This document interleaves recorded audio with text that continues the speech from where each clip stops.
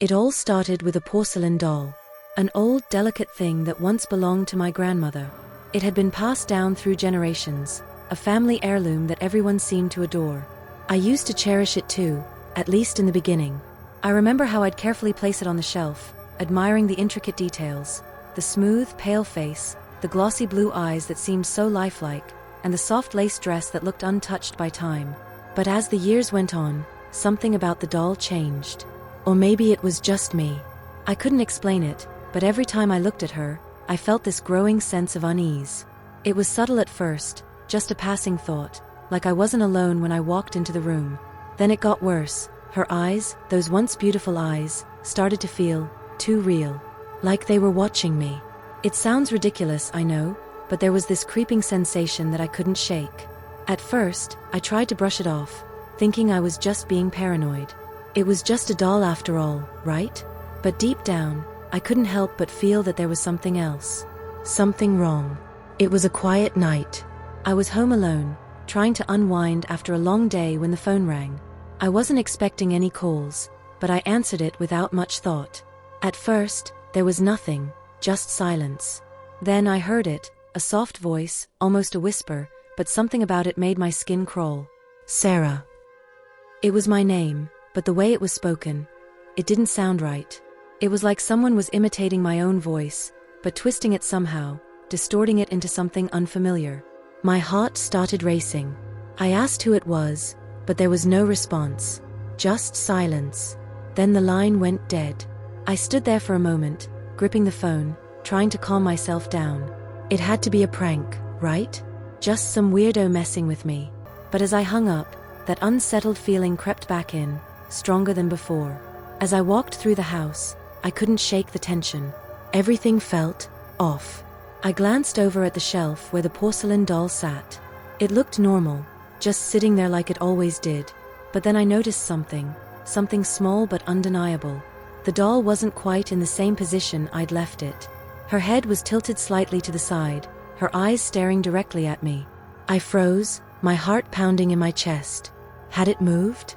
I couldn't remember, but a knot of dread twisted in my stomach. I tried to laugh it off, telling myself I must have bumped the shelf earlier.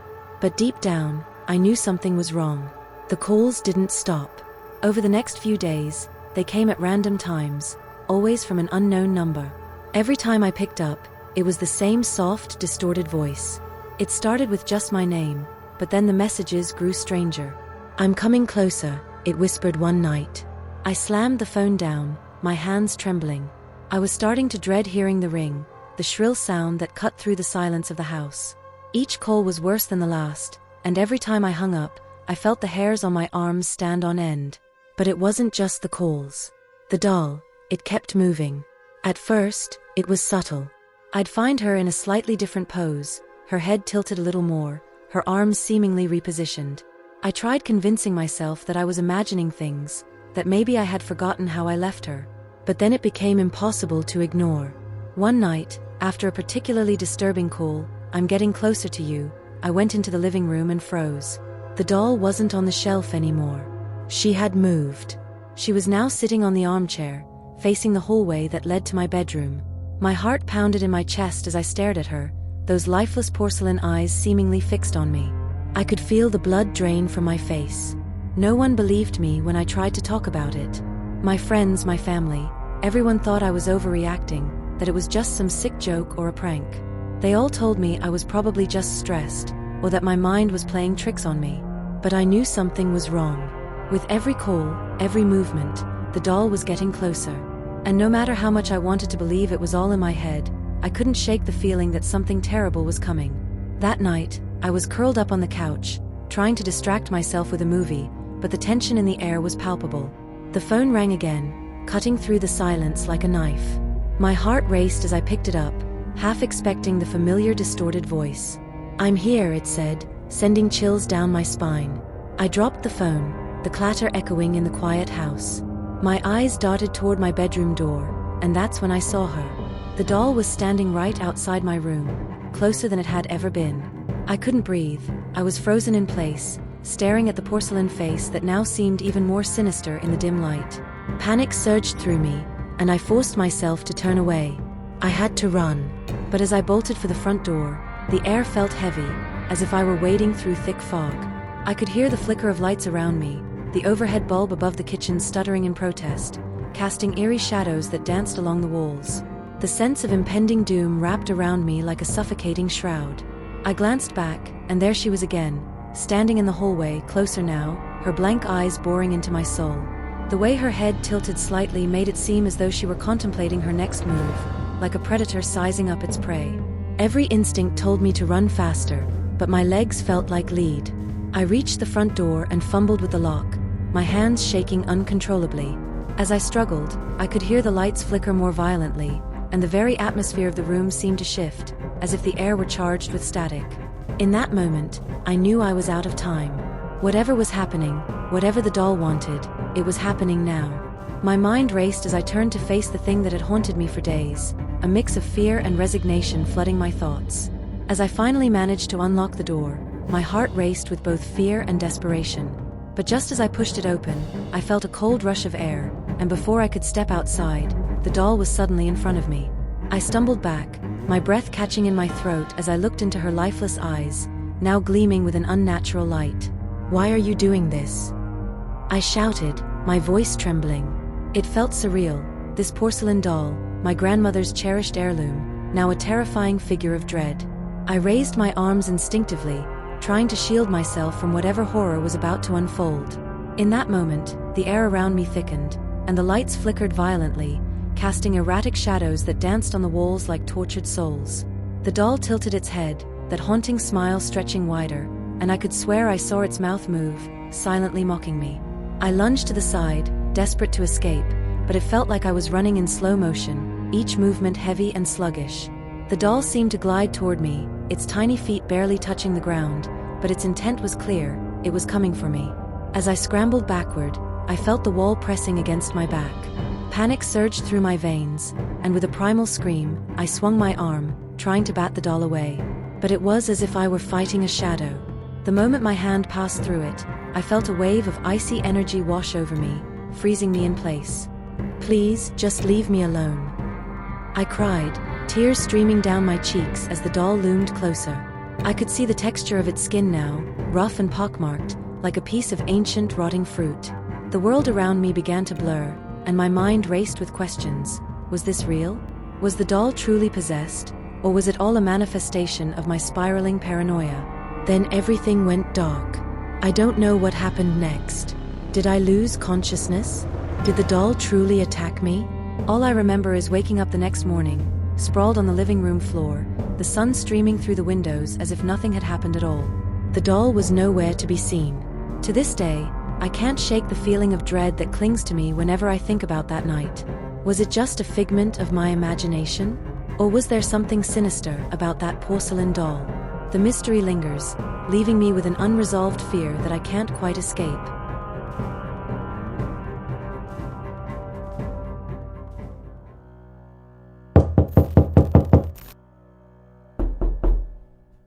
When my family moved from Canada to the US, I didn't think much of it. We'd moved a lot over the years, and by that point, I'd gotten used to it. Packing up boxes, saying goodbye to friends, and starting fresh somewhere else, it became routine. But this time felt different. We left behind 13 years of memories, my childhood home, and the familiarity of the Canadian winters. Now here we were in the US, standing in front of a brand new house that hadn't even been lived in yet. It was strange, really. The house was perfect on paper, modern, clean, with shiny floors and big windows, but something about it felt off. I couldn't put my finger on it at first. Maybe it was the way the air inside felt too still, too quiet, or how the hall seemed to echo, even when no one was talking. There was a coldness to it, despite the warmth of the summer sun outside. I chalked it up to nerves or the stress of the move, but deep down, I felt that familiar twinge of unease creeping in. You see, I've always had strange experiences with the paranormal. Almost every house we've lived in, I've encountered something, shadows, whispers, that feeling of being watched when no one's around. My parents never believed me, of course, but I know what I've felt, what I've seen. In this new house, nothing happened at first. For the first couple of years, it was quiet. Maybe too quiet. It was like the calm before the storm, and I should have known better than to ignore the silence. Something was coming. I could feel it. I just didn't know when. It started on one of those quiet afternoons when the house felt too empty. My family wasn't home yet, and I had the place to myself. After school, I went straight to my room, planning to relax for a bit before diving into my homework. I lay on my bed, staring at the ceiling, letting my mind drift. The soft hum of the air conditioner and the occasional creak of the house settling were the only sounds I could hear. Everything seemed normal. Then I heard it. A knock. At first, it was faint, almost like it came from far away, maybe from the garage. My room was right next to it, so I figured one of my brothers had come home early and was messing around with something out there. I didn't think much of it. But then it happened again, louder this time, like someone knocking on a door, but there was no door in that direction. I sat up in bed, my eyes fixed on my open closet. The knock had an odd rhythm to it, like whoever or whatever was on the other side wasn't in a hurry. Just knocking. I tried to shake off the feeling creeping up my spine. Maybe it was the pipes, or the house cooling down, making random noises like old houses do. But this house was new, nothing should be making those sounds. I lay back down, telling myself it was nothing, that I was just overreacting. But no matter how much I tried to ignore it, something about that knock unsettled me. It was like a warning, or a reminder that the quiet I'd gotten used to was about to end. And even though I kept telling myself it was my imagination, I couldn't shake the sense that something, or someone, was out there, waiting for me to notice. The knocks didn't stop. In fact, they got worse.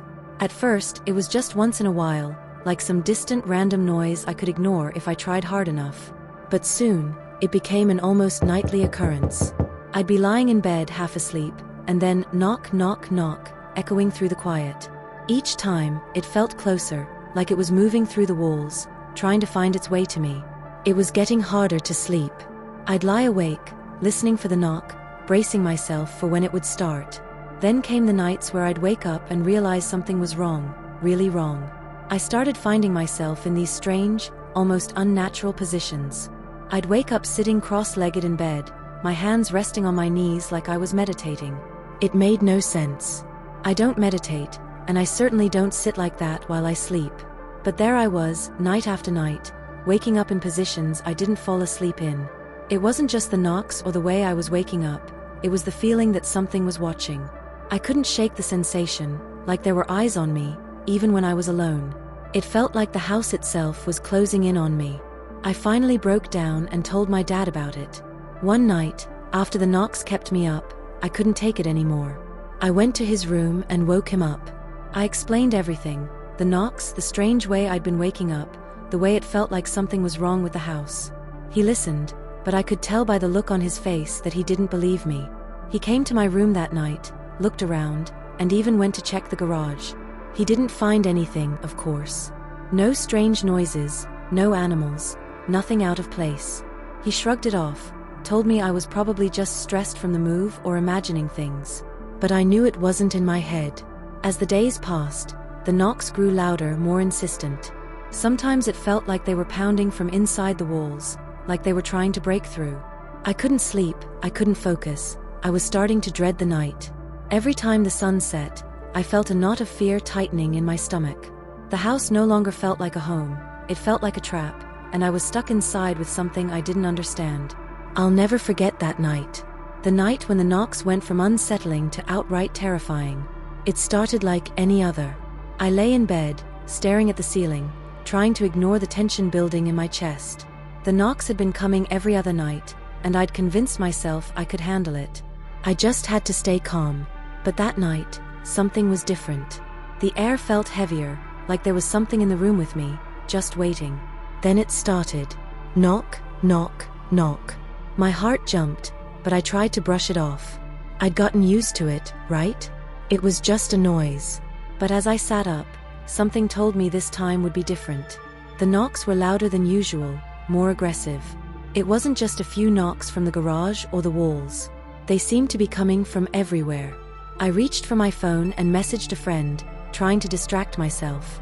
I told her about the knocks, about how freaked out I'd been. She was curious, maybe even a little excited, and told me to call her so she could hear the sounds for herself. I figured it might help, talking to someone. Maybe hearing her voice would ground me. But before I could even dial her number, the knocks came again, this time from inside the room. It wasn't just one knock. It was all around me, on the walls, the floor, the closet, even the window. Knock, knock, knock. The sound exploded from every corner, like the house was alive and angry. It felt like it was coming from beneath me, above me, from inside the walls. I dropped my phone, the screen still flashing, my friend's message unanswered. My heart raced, pounding so hard I could feel it in my throat. I couldn't think straight. The knocks were getting louder, faster, as if whatever was causing them was losing patience. It felt like the walls were closing in on me, like the room was shrinking with every sound. I could hear the thudding under my bed, inside the closet, even right behind my headboard. I couldn't escape it, it was everywhere. I couldn't breathe. My chest tightened, and the panic washed over me like a wave. Before I knew it, I threw myself to the floor, curling up in a ball by the foot of my bed, trembling. I pressed my hands over my ears, but it didn't help. The knocking just got louder, echoing inside my skull. And then, through the panic, I felt something else, an overwhelming urge to get out of that room. I didn't think. I couldn't. My body acted on pure instinct. I shot up and bolted for the door, barely thinking, just knowing that I needed to escape. I could still feel the sound, vibrating through my bones, like the whole house was shaking with it. I stumbled into the hallway, slamming the door behind me, and ran into the nearest room, the bathroom. My hands were shaking so badly that it took me a second to lock the door. And as soon as I did, there was a loud bang. Something heavy hit the door from the other side, like it was trying to get in. I threw myself against it, using all my weight to keep whatever it was out. And then, silence. Not a single sound. No knocking, no footsteps, nothing. The house went completely still. I stayed there, my back against the door, for what felt like hours. Too afraid to move. Too afraid to breathe. And when I finally closed my eyes, I somehow drifted into an exhausted, uneasy sleep right there on the bathroom floor. Here's part 5 written in the first person. I don't know how long I stayed there, huddled on the bathroom floor, my back pressed against the door. My whole body trembled, my heart still racing in my chest. Every tiny sound made me flinch, convinced the knocking would start again. But it didn't. The house had gone completely silent, like nothing had ever happened. Then came the slam. Something hit the bathroom door with such force that the whole frame shook. I almost screamed but managed to cover my mouth in time, stifling the sound. My mind raced, trying to make sense of it, what was out there. I pressed myself harder against the door, bracing for another hit, another knock, but nothing came. Just silence again. I sat there, too afraid to move. My heart pounded in my ears. My hands clutched the cold tiles of the floor as I waited for any sign that it was safe. I could still feel the panic pulsing through me, like my body was on high alert, ready to bolt at the first sign of danger. But whatever it was, it never tried to get in again. Somehow, I must have fallen asleep like that, sitting on the floor, leaning against the door, every muscle in my body tense. When I woke up, light was creeping in through the window, and I had this weird moment of disorientation, like I wasn't sure where I was. And then it all came rushing back. I slowly stood up, my body stiff from being on the floor all night, and unlocked the door with trembling fingers. I was terrified of what I might see on the other side, but the hallway was empty. Nothing out of place. No signs of the knocks. No marks on the door. It was as if the night had never happened. But I knew better. I didn't even go back to my room. I couldn't. Just thinking about that place made my skin crawl. I went straight to my brother and begged him to switch rooms with me. He didn't argue. He thought I was being dramatic, but I didn't care. There was no way I was spending another night in that room. We moved all my stuff that same day. I didn't tell him everything, just that I'd had some weird dreams and couldn't sleep in there anymore. I didn't want to freak him out, but honestly, I wasn't sure he'd believe me if I told him the truth. For weeks after, every time I passed by my old room, I felt this gnawing sense of dread in my stomach. Like whatever had been knocking was still in there, just waiting. My brother never complained about anything strange happening in the room though. No knocks, no whispers. Nothing. It's like whatever it was had decided it was finished with me, or maybe it just didn't care about him. I tried to move on, but the memory of that night still lingers. Every now and then, when I'm home alone, I catch myself listening for that knock. Just waiting. It's like a shadow hanging over me, this constant creeping fear that it might start again. I still don't know what caused it, whether it was a ghost, a spirit, or something worse. And honestly, I'm not sure I want to know. All I know is that I'll never forget that night, and I'll never step foot in that room again. Because whatever it was, it felt too real to be just my imagination.